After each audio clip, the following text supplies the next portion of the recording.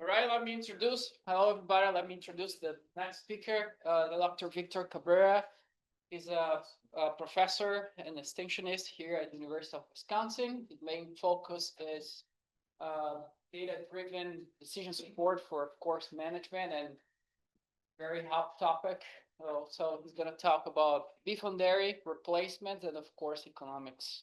So with that, the floor is yours. Thank you very much. Thanks to the Cattle Reproduction Council for the invitation, and it is my pleasure and my honor to be here today. I'm very glad the room is almost full. That's very encouraging. You have options and you decide to come here. That's very nice. I hope the presentation would be of your interest. And I think there is quite a bit of nice stuff we have been working in the latest year that could be of good information to take out there in the field. So I'm going to talk about strategic economic of breeding and emphasize on the replacement heifer needs, which has become a little issue in the dairy industry with these new decisions. So let's start. I think I need to click here in order for this to work. There it goes. Yeah, now it's working. Great.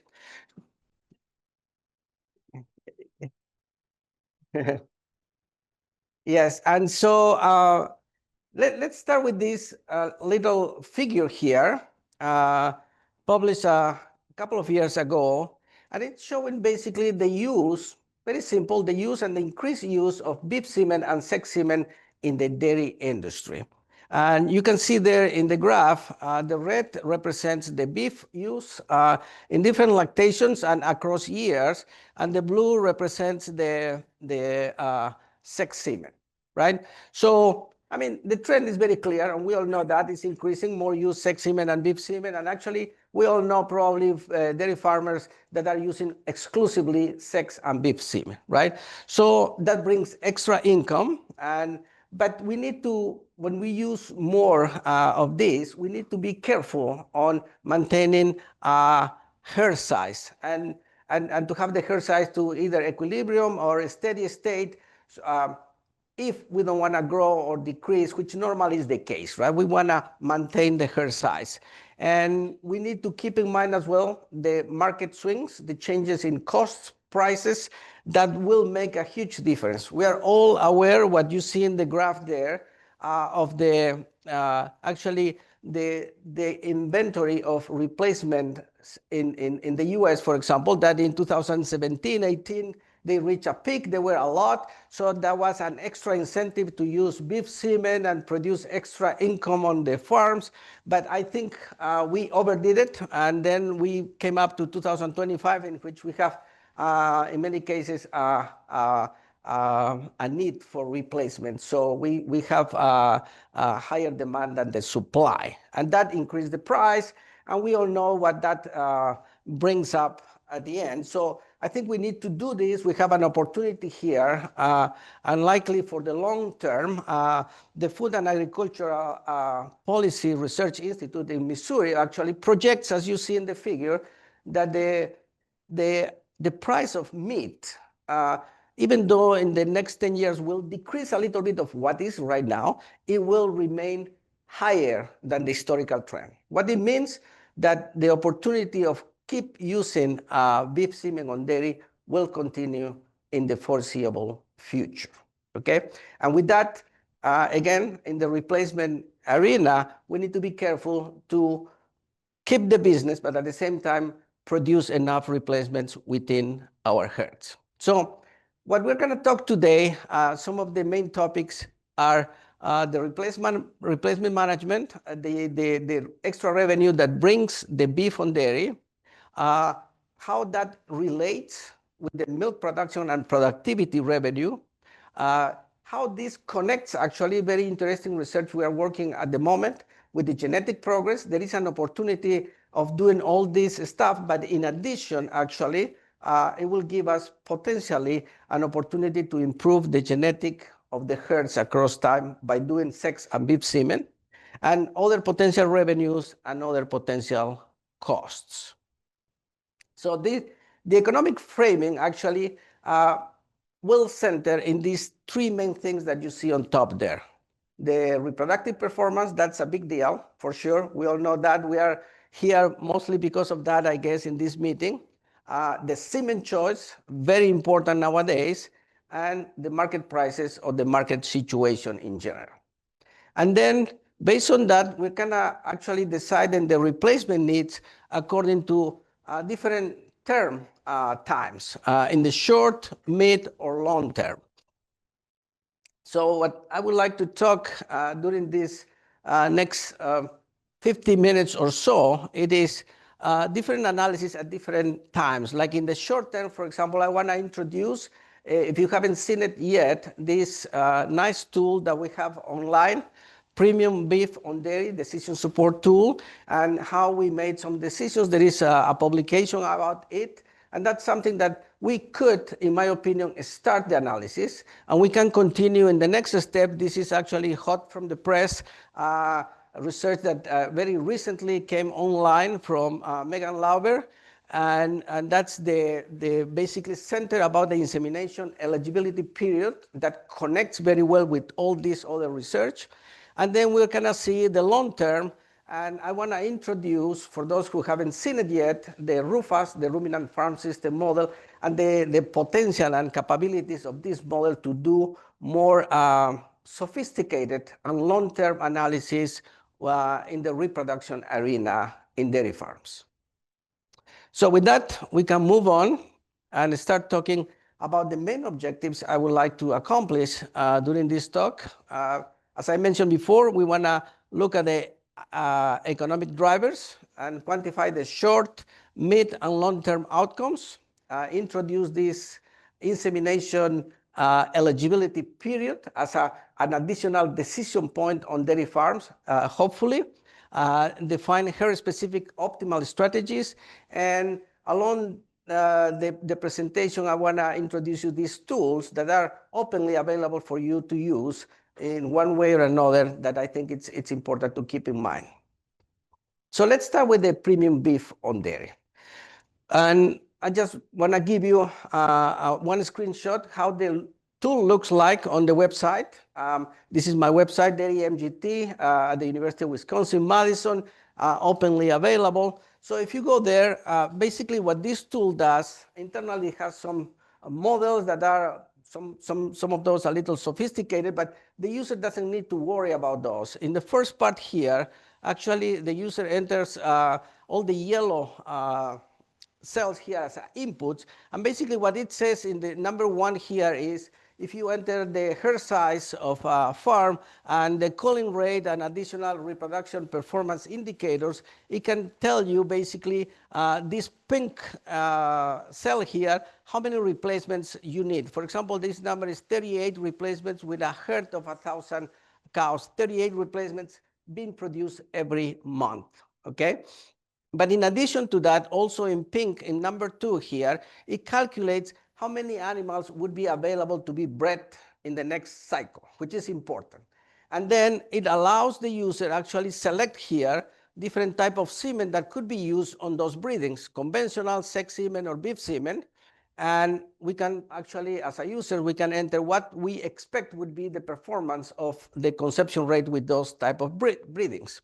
And not only that, we can split each one of the breedings for different groups in top and bottom animals, and the top and bottom can have different type of semen being used. For example, here in the first breeding for the first lactation, it is calculated according to the data. There are 27 animals that need to be bred, and we can use this different type of semen with this performance. And then in this case, actually, according to this decision, sex semen will be used in the top 25% and conventional in the bottom 75%, okay? So it is very simple and easy to use. And at the end, in number 5 here, actually, we need to define what would be what's important here, the calf value, whether it is the calf that comes with conventional semen, sex semen, or beef semen, the crossbred animals. And so this will determine what is what we call the income from calves over semen cost. In this case, it is a large number, more than $48,000, okay? that's on top. We're making more money by using the beef semen and sex semen here in combination of what we normally would do. And in addition, one important thing here is we calculated, you remember before, that we need 38 animals to maintain our herd size, and we are producing indeed 43, so we have 5 extra animals. Okay, maybe we want to have a little buffer, but not 5. So maybe here there is an opportunity to use a little more beef semen and have less replacements, raise less replacements, and our income from calves over semen cost will increase. Okay, so this is a very nice and heavily used tool. We use in this publication in the Journal of Dairy Science Communications. So it is, 2-3 years ago. And you can see as one of the main results is this graph here. And I'm going to walk you through this. I know this is a 3D, a little difficult to see, but I think it's very nice because it shows everything in just one graph. Okay. On the y-axis here, it's the income from calves over semen cost, what we are interested in maximizing, right? In this axis from here, which would be the x-axis, we have the services using sex semen. And we have on the left, not use of sex semen all the way to using in the first breeding, in the second lactation, sex semen. So from less or nothing all the way to more use of sex semen. By the way, the heifers use sex semen in the first and second breeding according to this schedule, and the rest will use conventional semen. No beef semen on the heifers in this case. Okay, but in the cows, the beef semen could be used from 0% all the way to 100% in different proportions. Okay, so if we, for example, we have sex semen only used in the first lactation, first breeding, and 50% of beef semen, there would be some breedings that are not using either sex semen or beef semen. So the difference, it is completed with conventional semen. And there are many situations here that will have only sex semen and beef semen, like is the case here in some of these bars. So when we're looking at these bars here, we're looking at the maximum, but it happens that the most value happens when we have deficit of replacements. And the assumption here was that we can buy replacements at that point in time. Remember, this was done in 2022. If we are able to buy, this will be the best option, but likely farmers will operate within this red circle here, in which we have surplus of replacements. And probably within this circle, we're going to look the maximum value that would be about here. And for 2022, that represented a little more than $2,000 of extra income. But if we put today values of the calves mostly, and we change also the semen cost that haven't changed that much indeed, these values will be much higher. Remember, look, in 2022, there were some situations that were negative. There are no negatives anymore. Bottom line, the use of beef semen makes a lot of sense more than ever with the prices we are having, okay? The important thing is, once again, we need to keep a stream flow of replacements to maintain our herd size and be safe on that sense. Okay, so we did some break-even cost as well. What would be the cost or the value of the crossbreds to actually make it meaningful to use beef semen in 2022, again, on that paper that's published. And I just want to point out here these numbers that are highlighted in black. I mean, for example, if we have a high reproductive performance, the value was that low that less than $70. If we had a value in the market of the crossbred of $70, it was worth it to use if we have a high reproductive performance. And if the reproductive performance was low, about 15%, very low indeed, the value was $487, okay? But now we have doubled that price, right? So the opportunity of using beef semen continues to be high, just to point that out. So just a brief conclusion of this part. There is a clear advantage of crossbreds and using beef semen for sure. But one thing that is also important to highlight is every time we want to use beef semen, we want to use more beef semen, I think it is almost obligated to be combined with the use of sex semen. So they go hand to hand. And this likely will continue for the foreseeable future. Okay, prices look good and look good in the next 10 years, at least for sure on that part. So it's important, though, secure enough replacement from within if we want to, I mean, maybe there will be markets that we can buy, and maybe that's a new opportunity of business, but many farmers, talking with them, would not be very comfortable actually buying replacement from outside, even if the price would be decent, because biosecurity and other reasons, farmers may not be very comfortable doing that. And greater the opportunities when the reproductive performance increases. So always, and I will emphasize throughout the next slides as well, the better we have the reproductive performance, our opportunities increase greatly. And in this specific analysis that is short term and it's one time, the recommendation is to rerun this analysis constantly, every month, for example. And we know because in this analysis, we are doing one-time shot, and we are looking at the future 9 months to a year. So if we want to see the next time, we need to go next month with new data and do it again, because we are not following the herd throughout the years, which we do in the next analysis, as you will see. Okay. So here I would like then move on to what I was calling like some more in the midterm analysis and highlighting the insemination eligibility period. So Megan Lauber, PhD student, now postdoc in Paul Frick's lab, was very, very good to work with her. And she developed this very nice Markov chain model to follow the cows and different, in order to study reproductive performance, and specifically the use of sex and beef semen. And in this case, the core, the center of the analysis was the insemination eligibility period that she varied between 50 to 260 days. But this, keep in mind, this insemination eligibility period is after the voluntary waiting period that was set at 70 days. Okay? So the idea was to see what would be the right insemination eligibility period to maintain the herd size and improve the profitability under different strategies of using sexed and beef semen. And as I mentioned this before, this is already in press in the Journal of Dairy Science if you want more detail. So she put together these very nice graphs. They also have a lot of information. I'll walk through you with these graphs, but they will look alike in the next few slides. We will have normally the insemination eligibility period as the x-axis.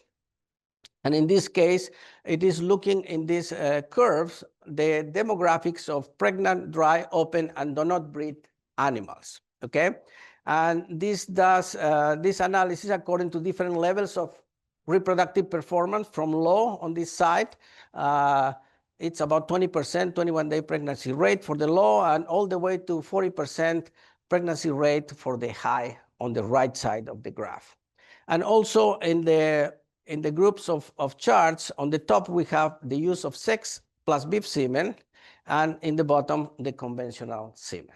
So here it's very clear. For example, if we take a look to the 30%, the average here in the reproduction, that if we have a lower insemination eligibility period, we will have, look at the black line here, we will have a much less or do not breed or more percentage, I'm sorry, we will have more percentage of do not breed animals because we have very short period of breeding the cows, obviously. As we move towards the larger insemination eligibility period, we will have less and less do not breed animals. But if you compare the sex and beef versus the conventional we have in general less do not breed animals than the sex and beef. And that makes sense because we have lower reproductive efficiency when we use sex semen and beef semen. The same will happen with the pregnant cows, for example, that we will have more pregnant cows as we move in the insemination eligibility period to a longer insemination eligibility period. This will be higher with the conventional, and this will be exacerbated as we increase the reproductive performance. Okay, that's very clear, kind of like confirm what we would normally believe would happen. Here, we are looking at these very important economic indicators like the replacement cost, the reproductive management cost in yellow, and the income from calves. Actually, the income from calves in yellow, the reproductive management in blue, and the replacement cost in red, which doesn't look very well in the slide, but the red curve is in the bottom normally, and the yellow one is in the top here. Okay. Once again, insemination eligibility period, different reproductive performance, sex and beef on top, and conventional on bottom. And you can see here, very interestingly, for example, the income from calves will greatly increase as we move from lower insemination eligibility period all the way to higher insemination eligibility period. When we use sex and beef semen, the increase will be very slight with the conventional semen as we would expect, right? This is the opportunity to have more value of our replacements from the calves, right? Insemination, the income from calves will increase greatly with the sex and beef semen. And there will be a little changes in the replacement cost and reproductive management cost, as we expect as well, depending on the insemination eligibility period. In some case, will either increase or decrease as we expect, and there would not be much more difference between sex and beef semen and conventional.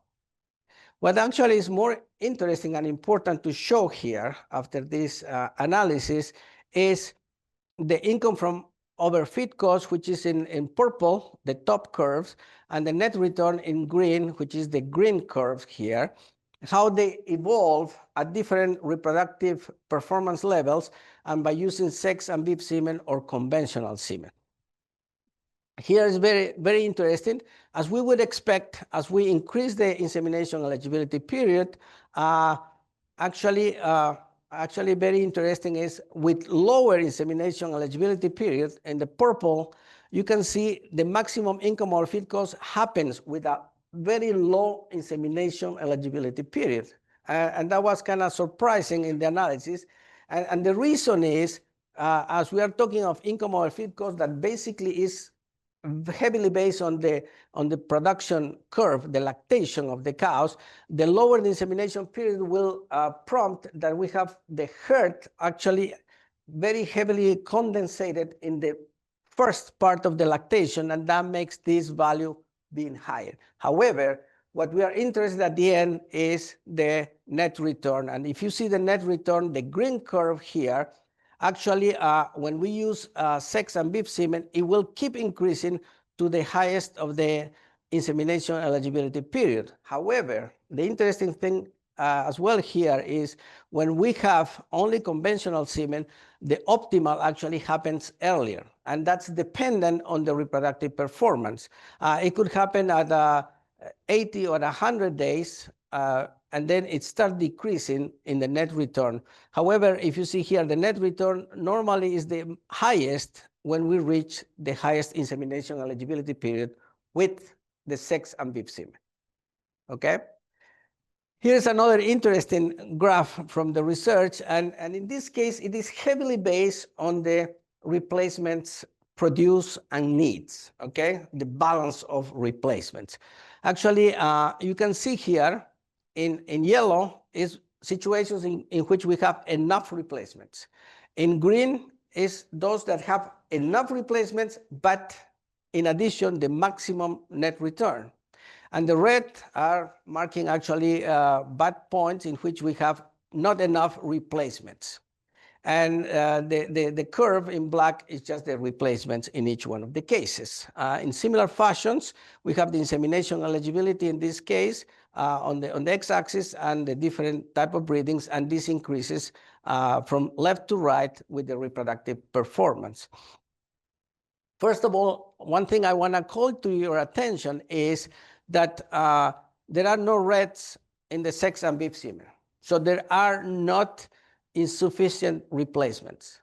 What happens in the conventional one?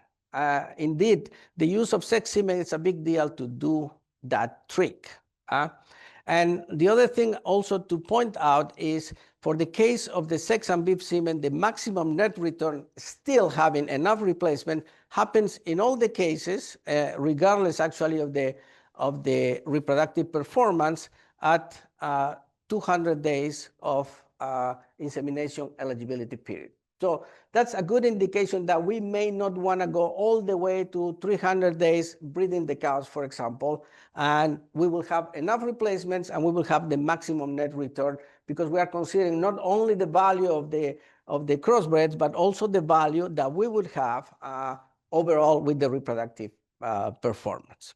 In the case of the conventional semen, actually, we can, in many cases, go shorter in the insemination eligibility period, but it is a risk because in some cases we may have a shortage of replacements produced on the farm. Here's another nice graph, and here is showing basically the sensitivity analysis to different crossbred market value of the beef semen, right? And again, here we are looking at different reproductive performance indicators from 20% all the way to 40% the pregnancy rate. And you can see, as expected, the highest 1125, for example, the cost of or the value of the crossbred, we will have a highest value, right? That's not a surprise. However, if we move with higher reproductive performance, you can see the curves slightly separate a little more. So we have a higher opportunity when we have higher values and high reproductive performance as well. The other interesting part here I want to point out is when we have lower, but not that low, right? $385 or $570 of price of the crossbred calves, you can see the maximum net return doesn't happen at the maximum insemination eligibility period. It actually happened here at about 140 days and 140 days, depending on the reproductive performance as well, it changes. But if we have medium or low, it will have at 140. And if we have a more than average or high reproductive performance, it may have 170 or 200 days of the insemination eligibility to maximize the net return by using crossbred beef semen and sex semen with those prices we see there. And this is the last picture I have from this analysis. Again, all these are in the publication I mentioned that is very recent in the Journal of Dairy Science. But this is very interesting because many of you may have already seen similar curves like this that actually are showing the increase of net return by increasing the 21-day pregnancy rate. So here we can calculate 1 percentage point increase in pregnancy rate, how much net return will increase. In this case, these values actually are a difference from a baseline in 20% pregnancy rate, okay? The first point I want to make here very importantly is the top curve that actually is red is when using sex and beef semen. And the other curve is when using conventional semen. And at the beginning, when they started, there was already a difference. The sex and beef semen was 1455 to start, the starting point, and the conventional was 1404, so a little lower. And this difference actually, if you see, as we increase the 21-day pregnancy rate, will start getting even larger. So the benefit of using sex and beef semen continues even longer. The other thing I want to point out in these curves, we have published actually with Mike Overton some of these curves a few years back in the Large Dairy book. And one thing we concluded was this is normally a diminishing return curves. It's very typical in these curves. The gain we have for every extra additional 1 percentage point of start decreasing. In this case, is not that much. Actually, we increase here between $3 and $7 for every point with sex and semen, in between 2 and 5 for the conventional semen, but very constant. Actually, the point we conclude is it seems like there is greater opportunity, and this opportunity is even greater nowadays with sex and beef semen to continue increasing the pregnancy rate. Also, we need to keep into consideration that the 21-day preg rate, it's the starting weight is lower with the sex and beef semen because we have a lower conception rate with the sex semen. And that needs to be considered in this. So as a little conclusions on this part of the midterm analysis, it depends on the 21-day preg rate. That's important, and we need to keep in mind. I think we need to keep improving that as much as we can. And it seems there is even further than 40% 21-day preg rate, the possibilities keep increasing. The optimal insemination eligibility period is normally longer for sex and beef semen, but not always the maximum. Okay, not maybe what we found here is about 200 days after 70 days of voluntary waiting period as the optimal time to use, but that will change with market conditions and reproductive performance, obviously. And the herd must ensure enough replacements. Once again, that message I mentioned before. And to reemphasize as well, opportunities remain to increase the net return even beyond 40% maybe. Okay? So just moving on, now I want to move on to the long-term analysis and introduce this Rufus ruminant farm system model that is very exciting. If you haven't heard about this, I'm sure you will. Nowadays, actually, it has become the official tool to do the Farm ES program from auditing dairy farms in the US. Okay, and it is a large project, many institutions involved, and at the moment I would say about 50 people involved, and at least 10 main labs in different components of this. This is very modular, so different labs are working in different areas. Some labs are working in the crop simulation models, others in the manure. My lab has been heavily involved on the animal module here. Okay. If you have more interest, there is a rufus.org website, and actually there is a QR code here. I think it's very small, but anyway, if you just Google Rufus, you would be able to get to the code, and the code is open source in GitHub for those who are interested. And we are open, actually asking for people to collaborate, and whoever wants to use the code for any reason, they are more than welcome to do so. So in the animal module specifically, we are following every single cow every single day through Monte Carlo simulation, and that gives a lot of opportunities for reproduction analysis. And that's why I'm presenting this here, because in the past, we were limited to what we were able to do, because I know you guys are very active on creating new reproductive programs and different synchronization protocols, and sometimes it's difficult to mimic that. Nowadays, this is very easy in the system we have put together. And actually, if you see here, this is the latest we have. I know this is going to come soon, probably a new guideline of reproductive programs. And actually, we can do, this is the documentation within the code, actually, of the Rufus, that we can do all these different activities in these different events in every point in time, and we can calculate the value, and we can calculate the reproductive performance of what's going on with that. That was for heifers. This is for cows. And basically, what we did is in this study that has been published a couple of years ago is to test different reproductive programs from only estrus detection all the way to a very intensive synchronization protocol for both for heifers and cows. And the interesting thing here was actually that we were combining both heifers and cows, because what happens in the heifer reproduction will affect the cows, and what happens in the cows will affect the heifers as well. That was an interesting part of this research. I'm not going to give you the details, but I just want to point out, I mean, we can create this survival curve that you are very familiar with, and for each one of them we can have the pregnancy rate we can calculate, and the bottom line we can find out what is the net return for each one of these reproductive programs under the conditions of what specific farm and with the market conditions at one point in time. And this analysis could be reproduced and could be done at any point in time as needed, and this is very long term indeed.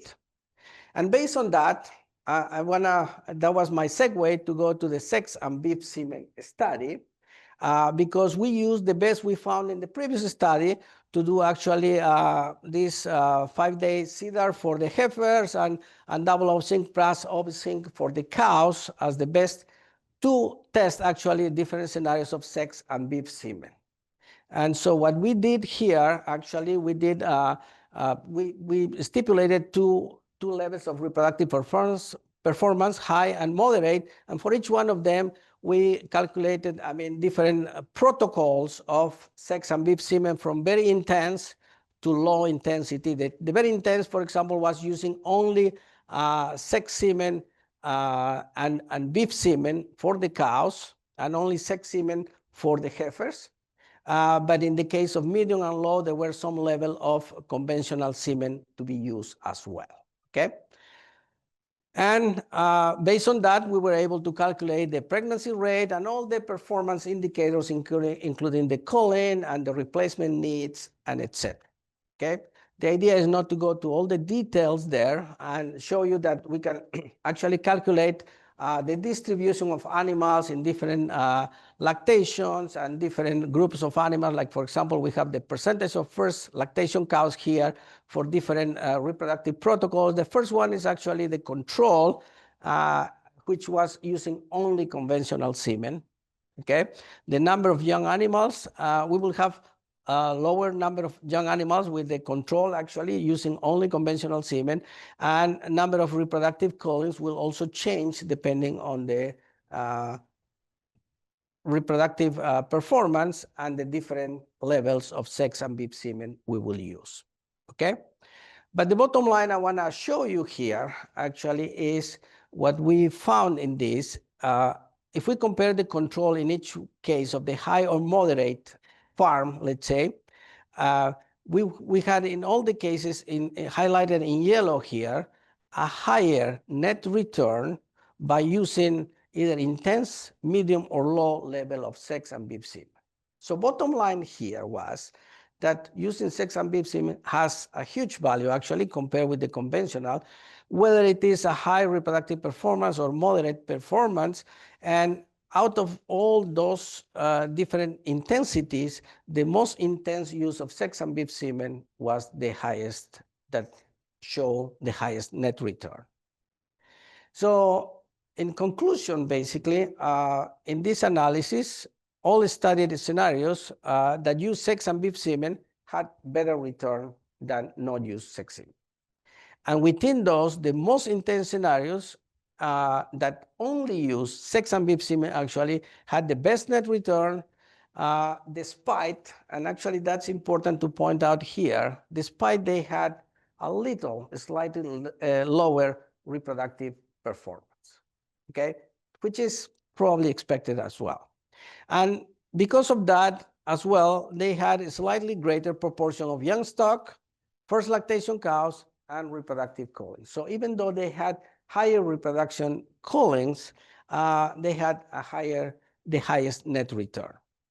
And the most important factors in the economic side were the calf selling, as expected, for the crossbred, but also milk yield was an important factor of making these reproductive programs most profitable than the others.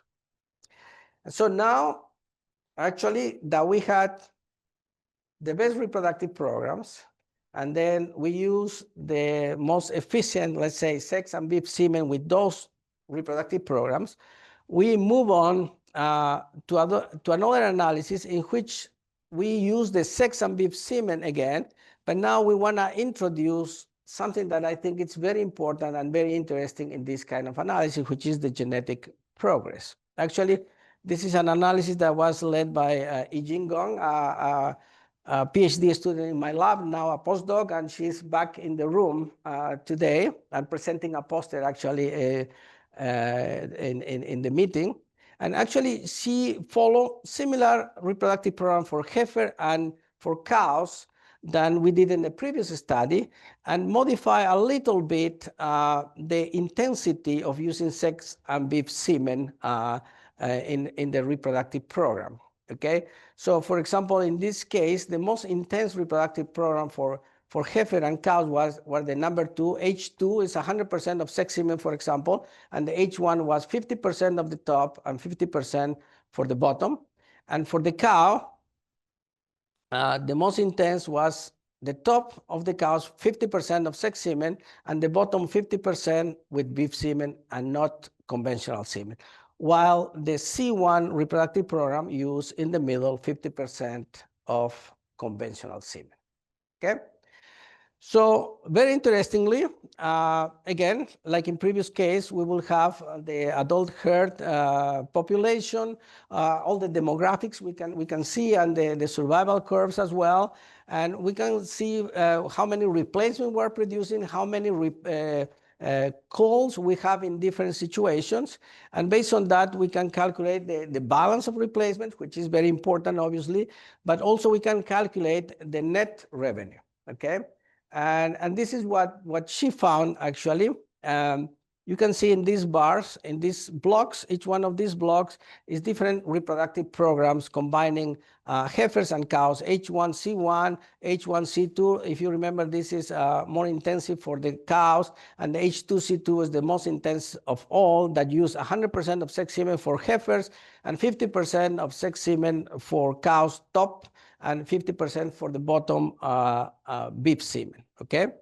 And you can see here, in each one of those blocks, we have on the left the cost, and on the right the income, and different actually factors within the cost and the income. One interesting thing, just to give you the bottom line here, the highest net revenue happened in the H2C2. Even though it had the highest cost, it had the highest income. So the difference between the income and the cost was the highest in this most aggressive reproductive program here. So this was interesting, and somehow it was validating or confirming what we found in the previous analysis. But the interesting part and new part in this case was the genetic part, right?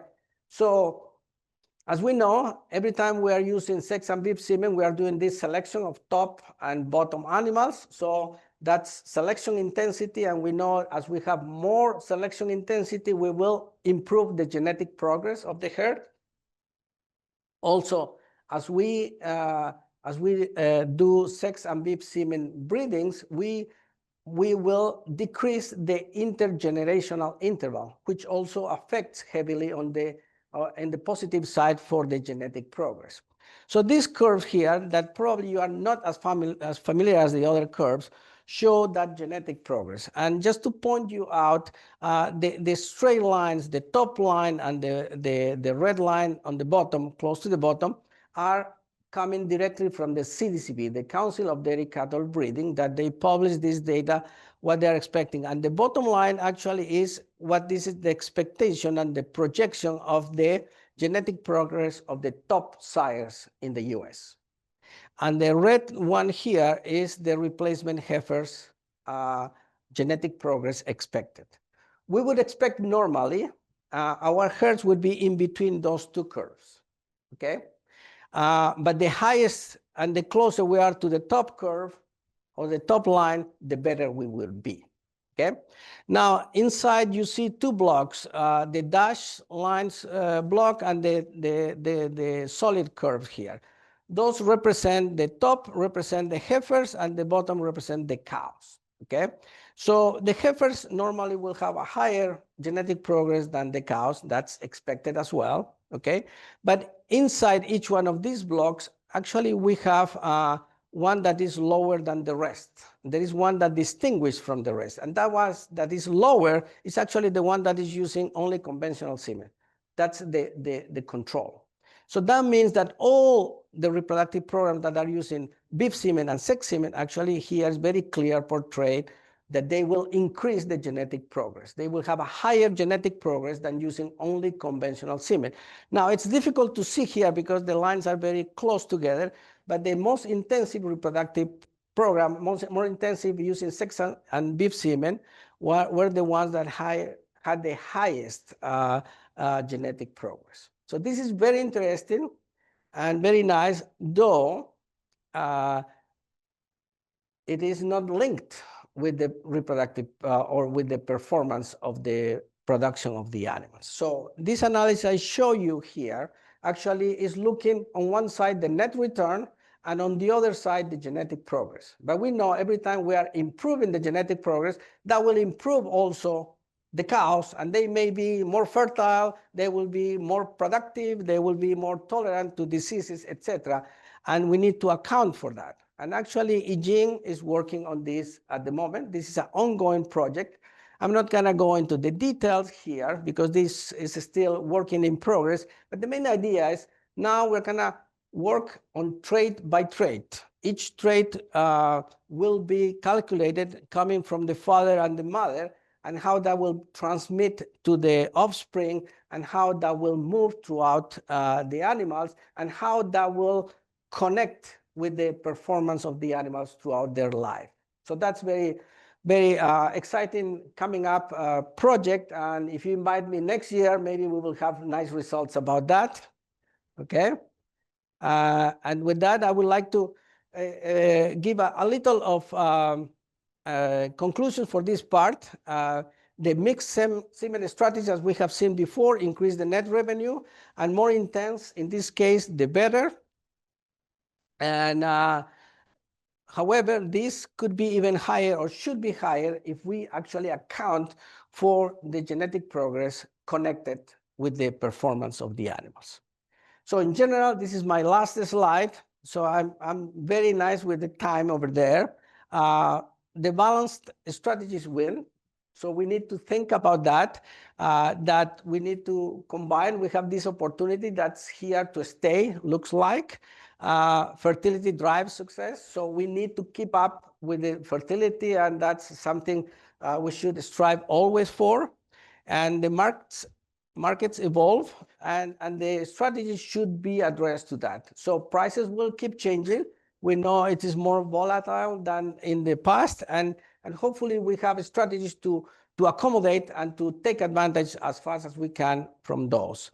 The insemination eligibility period is a balance point, so something to look at, and something we should actually look in as part of our key performance indicators into the future. And the decision should be guided by data. I show you some tools, and there are more available out there, so check them out.